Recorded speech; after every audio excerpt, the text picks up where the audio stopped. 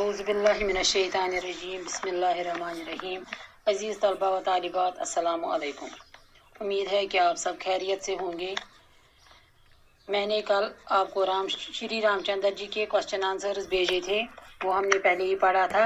मैंने आपको अपने ग्रुप पे भी भेजे थे वो क्वेश्चन आंसर्स, और मैं आज LMS पे भी भेज रही। मैंने कल LMS पे भी भेजा, आज मैं रिवीजन करा रही हूँ इन क्वेश्चन आंसर्स का।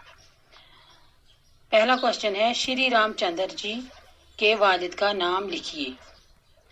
जवाब है, श्री रामचंद्र जी के वालिद का नाम राजा दशरथ था।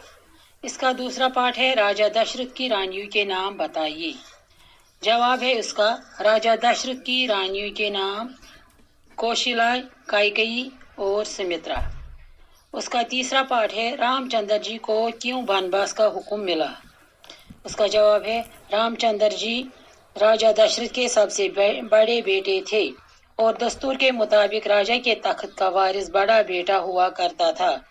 रानी कैकेयी को राजा की इस ख्वाहिश की कि वो रामचंद्र जी को राजपाट सौंपना चाहते थे का पता चला तो वो काफी नाराज हुई, क्योंकि कैकेयी ने एक दफा राजा की जान बचाई थी और इसके बदले में राजा ने इसकी एक मांग को पूरा करने का वादा किया था।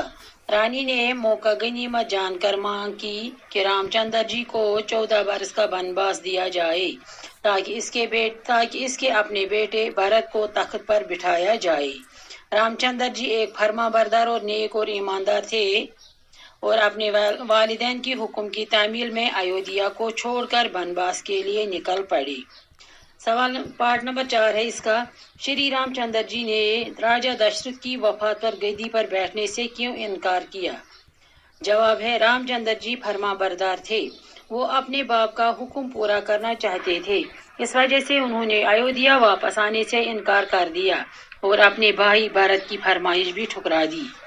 इसका 5वां पार्ट है, सीता को जंगल से कौन उठाकर ले गया। लंका के जवाब है इसका, लंका के राजा रावण बेस बदल कर जंगल में रामचंद्र जी की सीता को उठाकर लंका ले गए। अब है क्वेश्चन नंबर 3, इस पर लिखिए। सवाल नंबर 3 है, लिखिए। लिखना क्या है, दिवाली पर एक मुख्तसर मजमून लिखना है। दिवाली हिंदुओं का एक मशहूर त्योहार है और सारे हिंदुस्तान में बड़ी धूमधाम से मनाया जाता है। आम अकीदा ये है कि जब श्री रामचंद्र जी लंका फतेह करने के बाद सीता जी को साथ लेकर अयोध्या लौटे थे तो लोगों ने बेहद खुशी मनाई। घर घर दीप जलाए गए। इस दिन की याद में ये त्योहार अब हर साल मनाया जाता है। रात को मकानों, दुकानों और दीवारों पर चिराग, शम्मा और दिए जलाए जाते हैं। हजारों लोग बाजारों, मंदिरों में ये दिलकश नजारा देखने के लिए जाते हैं।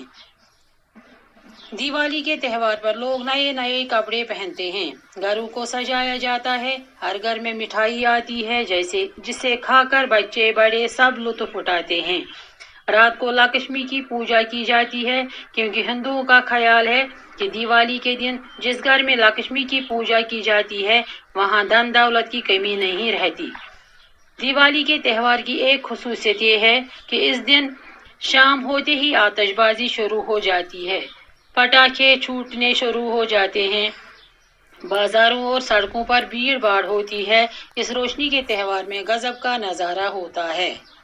सवाल नंबर 3 का दूसरा पार्ट है, रामचंद्र जी पर एक मुख्तसर नोट लिखिए जिसमें रामचंद्र जी के बुलंद अखलाक का जिक्र हो। जवाब है, रामचंद्र जी हिंदुओं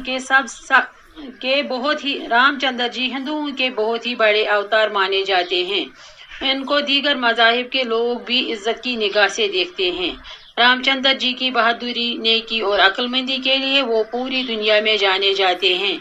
रामचंद्र जी अपने वालिदैन के निहायत ही फरमाबरदार फर्जंद थे।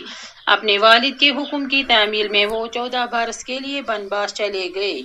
उनको तख्त ताज की कभी लालच न थी। रामचंद्र जी ईमानदारी, नेकी और सच्चाई के जज्बे की एक मिसाल थे। हमारे मुल्क के 2 बड़े त्योहार दशहरा और दीपावली रामचंद्र जी की फतेह यानी सच्चाई की झूठ पर कामयाबी के तौर पर बड़े पैमाने पर मनाए जाते हैं। इसमें सवाल नंबर 4 है, मुतज़ाद अल्फाज लिखिए। जंग में रावण को शिकस्त हुई یہ جملہ سبق میں موجود ہے۔